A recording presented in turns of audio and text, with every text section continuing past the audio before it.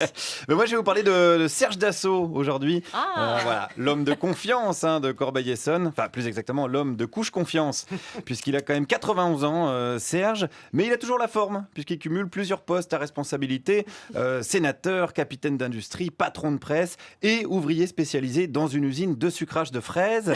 Alors, pourquoi je vous parle de lui aujourd'hui ? Eh bien, parce que justement, à Corbeil-Essonnes, donc dans son fief, le conseil municipal a décidé de débaptiser le boulevard Jean Jaurès pour le rebaptiser avenue Serge Dassault.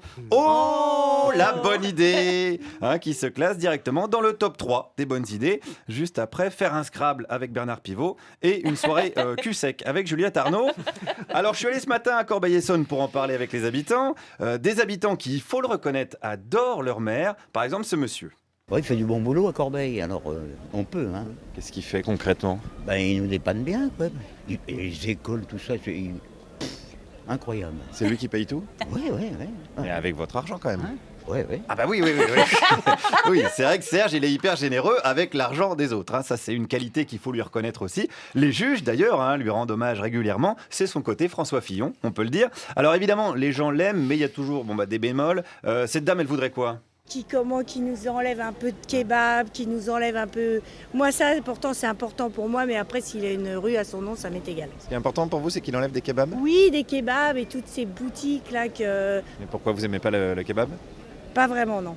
Pourquoi ? Moi j'aime bien le cassoulet, la choucroute de chez nous. Voilà, la guerre des civilisations version Top Chef.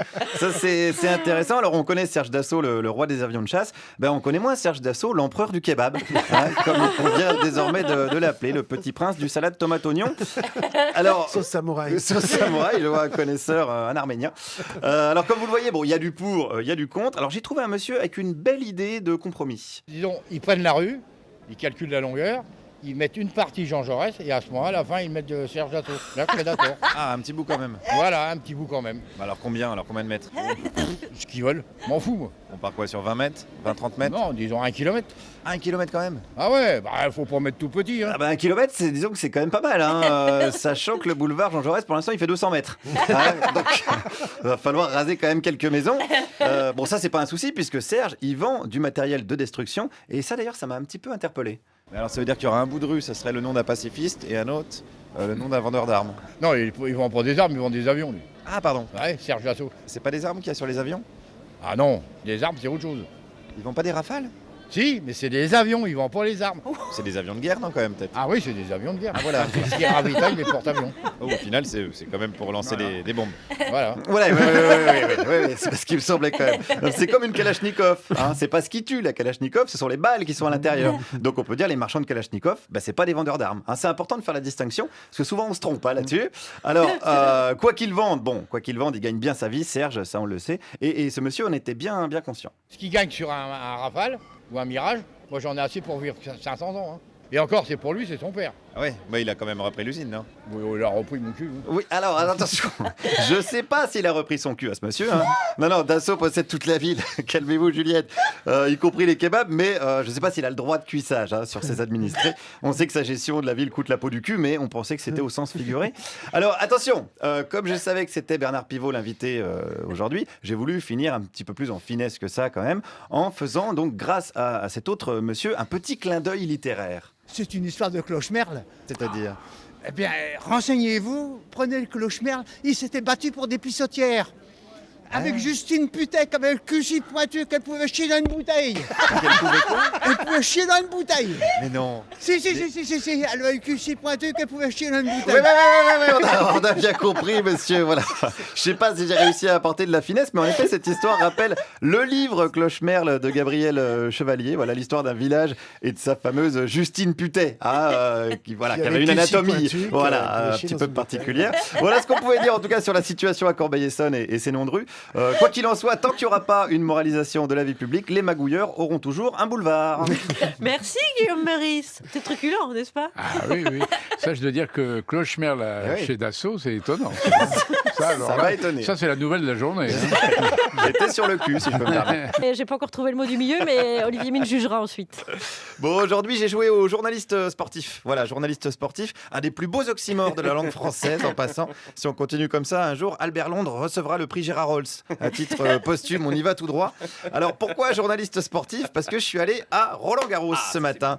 Le tournoi de tennis où quand on vous parle de 40 balles, on ne sait pas s'il s'agit d'équipement sportif ou du prix de la bouteille d'eau. Parce que, on va pas se mentir, c'est pas donné cette histoire. Mais c'est assumé, hein. Le tournoi est sponsorisé par la BNP et Rolex. Pas par le Secours Populaire et Flic Flac. Hein, donc voilà, ils assument. Moi, je suis allé y faire un tour pour parler de tout ça avec les vrais passionnés de tennis, des vrais fanatiques, hein, on pourrait dire, n'est-ce pas, monsieur? Oui, pas plus que ça. C'est vrai? Oui, c'est vrai. Mais qu'est-ce que vous foutez là? C'est plaisir. C'est surprenant. Le plaisir de payer 120 € pour voir un sport qu'on n'aime pas? C'est ça. Non, j'aime bien, mais pas un grand fan. Voilà, hein, c'est vrai que c'est toujours dommage de ne pas péter son PEL pour se payer l'entrée. C'est con de se refuser un crédit CTLM pour manger un sandwich. Hein. Pourtant, moi, je suis pas radin, hein, je vous jure, mais à un moment donné, j'ai eu soif, et ben j'ai préféré avaler ma salive. Hein, je vous le dis comme je le pense. J'ai même flippé qu'on vienne me demander de la thune après. Bon, parce que bon, faut les payer les joueurs de tennis en même temps. Les joueuses, on peut se permettre de les payer moins cher, c'est des femmes, heureusement, mais ça fait beaucoup de pognon au final, n'est-ce pas, monsieur? Je comprends pourquoi, au niveau des impôts, il y en a qui s'expatrient un petit peu, ça fait financièrement au niveau fiscal, disons, j'imagine, je peux les comprendre. Vous les comprenez, mais est-ce que vous leur en voulez? Oh, je leur en veux pas, encore une fois, je pense que je serai à leur place, je ferai la même chose, comme tout le monde, je pense. Bah, évidemment, hein, si on pouvait, on aurait tous profité des infrastructures publiques pour devenir champion de tennis, et puis on se serait barré, et puis c'est tout. Hein, c'est flippant la fiscalité pour des riches tennismen en France. Olivier, quand vous les receviez à Fort Boyard, il fallait mettre une épreuve feuille d'impôt. Il n'y a pas songé. Ah bah là, ils auraient galéré. Félindra, tête de contrôleur du fisc. Tiens, je vous donne des idées pour la saison prochaine. Bon, même s'il faut être, on a bien l'image. Même s'il faut être honnête, les joueurs de tennis, c'est pas les pires. Mais à la limite, c'est pas tellement eux que j'ai l'impression que c'est surtout au niveau des entreprises, de patrons d'entreprises, des choses comme ça. C'est peut-être ceux-là, à la limite, qu'il faudrait. J'ai rien contre les gros patrons, hein, je sais pas. Vous faites pas de racisme anti-gros patron? Non. Eux aussi, encore une fois, j'avais qu'à faire comme eux. Ah, c'est vrai ça, on avait qu'à naître dans la famille Bolloré après tout. Hein, qu'est-ce que vous êtes cons aussi avec vos familles de loose là? Juliette, c'est encore pire. Elle est née dans la famille Arnaud, mais pas la bonne. Pas celle de Bernard. C'est vraiment la loose de la loose, quoi. C'est la loose au carré, Juliette Arnaud. C'est comme si un SDF s'appelait Rockefeller, quoi. Bon, revenons à nos moutons, pas Rothschild du tout. Est-ce qu'il faudrait pas davantage contrôler fiscalement les sportifs qui jouent pour la France? J'ai pas trop d'avis non plus, je sais pas. Vous êtes un peu neutre, j'ai l'impression. Oui, voilà, tout à fait. Non, Vous êtes un peu suisse? non, pas suisse, non, je jouerai bien des fois, mais non, mais je... Je me demande si vous n'avez pas un compte caché du coup. Ah non, pas du tout, alors non, hélas, non, je serai peut-être pas ici. Non, il serait pas là, il serait sur le cours de tennis, parce que je sais même pas pourquoi il s'emmerde à mettre les drapeaux de toutes les nationalités. Il devrait mettre seulement celui des îles Caïmans, et puis ça irait plus vite. Ou un signe dollar, ou la tête de Christine Lagarde, je sais pas, on comprendrait quoi. D'ailleurs, il y a une Française qui s'emmerde même plus. Pour la Coupe Davis, finale France-Suisse, moi j'ai soutenu les Suisses. Hein. Ah bon? Ah bah ouais. Mais pourquoi? Wawrinka, Federer, ça fait rêver quand même.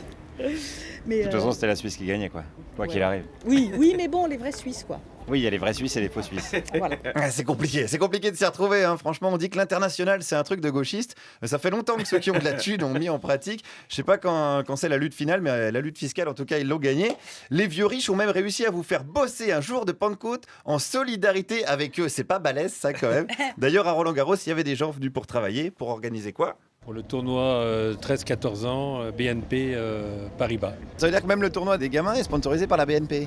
Voilà, c'est ça. Ils ont des filiales dans les paradis fiscaux et tout. Est-ce que c'est un bon exemple pour les gosses? Bon, je sais pas, là, je ne vais pas à moi de juger. Eux, ils pensent déjà à devenir des bons joueurs de tennis.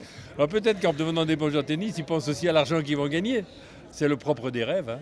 C'est beau ce que vous dites. Bah, je sais, je pense, oui. Bah, évidemment, c'est beau. À Roland-Garros, il n'y a pas que la terre qui est battue, il y a aussi la probité et la décence. Il y a de vraies enquêtes qui se perdent sur les dessous du sport de haut niveau, en espérant que journaliste d'investigation ne devienne pas trop vite un oxymore. Guillaume Meurice, merci beaucoup. Guillaume, sur le terrain ce matin de Roland-Garros. C'est vrai. Et, je me suis posé une question toute bête, la question que tout le monde se pose. Qui sera là où le Premier ministre d'Emmanuel Macron? Alors, je ne vous cache pas qu'il est pas mal courtisé, le Manu, en ce moment. Et il est quand même passé en 6 mois du statut de lépreux acnéique à celui de bonasse du lycée. Dans tous les autres parties, du coup, c'est le grand festival de contorsion. On découvre pas mal de champions de grand écart facial et d'éjaculation du même nom. Alors, comme Manu a dit qu'il était très attaché à la société civile, pour lui filer un coup de main, je suis allé la voir ce matin, la société civile, pour aider notre président. On commence avec une dame. Qui est-ce qu'elle aimerait voir comme chef du premier gouvernement Macron? Laissons-le faire. C'est pas nous qui pouvons juger. On aura Mais pas moi, le- ce qui m'intéresse, c'est votre avis de À citoyenne. mon avis, j'ai pas d'avis de citoyenne. Je comprends pas votre question. Tout le monde est là à vouloir absolument savoir des choses. Je trouve que votre question, elle n'a pas de sens. Parce Bah, voilà que je me fais engueuler maintenant. Vous voyez, vous êtes complètement à côté de la plaque. Ah bon, je suis nul alors. Voilà, c'est tout ce que j'ai à vous dire. Posez-moi des questions sur ma couleur préférée ou je sais pas, n'importe quoi. Ouais, ça commence pas très bien. Ils sont tendus, hein, les gens en ce moment. Tendus, hein, comme Estrosi, hein, qui n'ose même plus cligner des yeux devant son portable de peur de rater un texto depuis 2 jours. Mais bon, on est en démocratie, c'est le peuple qui décide, y compris des questions à poser. Alors bah du coup, allons-y. Quelle est votre couleur préférée? C'est jaune. Voilà, vous faites ce que vous voulez de cette information, mais moi je suis à l'écoute des gens. J'aime les gens, j'ai cette passion des gens. Et parmi ces gens, il y en a qui ont des idées quand même de Premier ministre. Krasuki, je pense que c'est. Krasuki, c'est bien? Ah ouais, c'est bien Krasuki. Ouais. Mais est-ce qu'il n'est pas un peu trop mort en fait? Si, il est mort, mais c'est pas grave, justement. Bon, vous, c'est Krasuki, vous, c'est votre choix du cœur? Krasuki ou Marine Le Pen. Ah oui, quand même. Ouais, les gens sont paumés en ce moment. Hein. Ça rassemble large quand même. Là, pour se divertir, le mec doit hésiter entre Baudelaire et Franck de la Personne. Et en dessert, entre une tarte aux fraises ou un flan au vomi. Est-ce qu'on peut faire mieux comme rassemblement large? Robert Rue ou Christine Lagarde, voilà. Ouais, pour vous, c'est pareil. Pareil. Robert Rue ou Christine Lagarde. Ouais, je crois surtout que les Français n'en ont plus rien à foutre. On leur dirait demain que c'est Bob l'éponge, ce serait pareil. Ils en ont tellement plus rien à foutre qu'ils sont prêts à reprendre qui? Manuel Valls. Manuel Valls, ça me va. C'est vrai? Ça me va. Pourquoi? Il est charmant lui aussi. Mais il a un petit peu trahi le PS et Benoît Hamon, ça vous dérange pas? Non, ça ne dérange pas, ça dérange pas. Un Premier ministre qui trahit, ça vous dérange pas? Après, il ne peut pas faire autrement. Il n'avait pas le choix que de trahir. Ouais. Et il n'avait pas le choix de trahir Manuel Valls, hein, parce qu'il le voulait, ce titre de Judas d'or 2017. Pauvre Manuel Valls. Hein. Quoi qu'on en pense, il reste fidèle à sa position, puisque sa position, ça a toujours été à plat ventre, devant les puissants. Alors, je galère un petit peu à débusquer une solution crédible pour diriger le gouvernement, mais ne désespérez pas les amis, car j'ai finalement trouvé, écoutez ça. Il faut quelqu'un qui ait de la poigne, parce qu'on ne peut pas continuer à donner, à distribuer partout. Vous voyez. Alors je veux dire, à mon avis, le seul homme politique vraiment valable qui est en Europe, c'est Poutine. Ah, Le seul. Poutine Premier ministre, alors faudrait. D'abord, il n'a pas d'opposition, il peut aller au but qui sont les siens. Après, il n'a pas d'opposition parce qu'il les fait assassiner. Oui, mais enfin ça c'est, je vais vous dire, ceux qui se font assassiner le veulent bien. L'inventeur de la théorie de l'assassinat consenti. Je l'ai trouvé ce matin, les gens assassinés le veulent bien. Et c'est vrai, hein, on se souvient de la célèbre phrase de Kennedy à son chauffeur, « Baissez le toit ouvrant, s'il vous plaît, Nestor ». Alors comme c'est pas tous les jours hein, qu'on tombe sur un théoricien, comme ça, au hasard d'une rue, j'ai poursuivi l'analyse. Les opposants assassinés, ils font quoi? Ils font tout pour. Vous voyez, ils font tout pour se faire assassiner. Oui, on ne peut pas avoir d'opposition. Des gens qui, dès qu'on fait quelque chose, vont dire il faut faire le contraire. Mais est-ce que c'est pas un problème de démocratie, ça? Mais la démocratie est foutue, monsieur. C'est fini, Ah. il n'y a plus de place pour la démocratie. De toute façon, je veux dire, regardez, les démocrates, qu'est-ce qui a créé la démocratie? La Grèce. Vous voyez où ils en sont, les Grecs. Excusez-moi, mais c'est implacable. Bon, le problème, c'est que c'est un raisonnement qui marche aussi pour la moussaka et des Miss Roussos, mais quand même, ça fonctionne. Allez, conclurons avec ce brave monsieur et son panthéon personnel. Les seuls gens qui ont des objectifs et qui les atteignent, c'est les gens qui ne sont pas démocrates. Vous avez donc Poutine, vous avez le président chinois, vous avez Erdogan qui est en train d'aller sur la voie. On ne peut pas demander à tout le monde si quand on fait quelque chose, ça leur plaît ou pas. Automatiquement, ils vont dire non et on ne peut rien faire. Voilà. Alors ça veut dire qu'il faudrait une bonne dictature en France? Voilà, exactement. Eh bien écoutez, si Macron nous écoute, voilà, c'est pas le 49-3 qui lui fait peur, donc c'est pas la soif de démocratie qui l'étouffe. Pour le Premier ministre, ça je me fais pas de soucis pour lui, hein. Il trouvera dans son entourage, qui s'apparente d'ailleurs de plus en plus au Bois de Boulogne, la politique c'est comme la prostitution, sauf que c'est tout le peuple qui paye.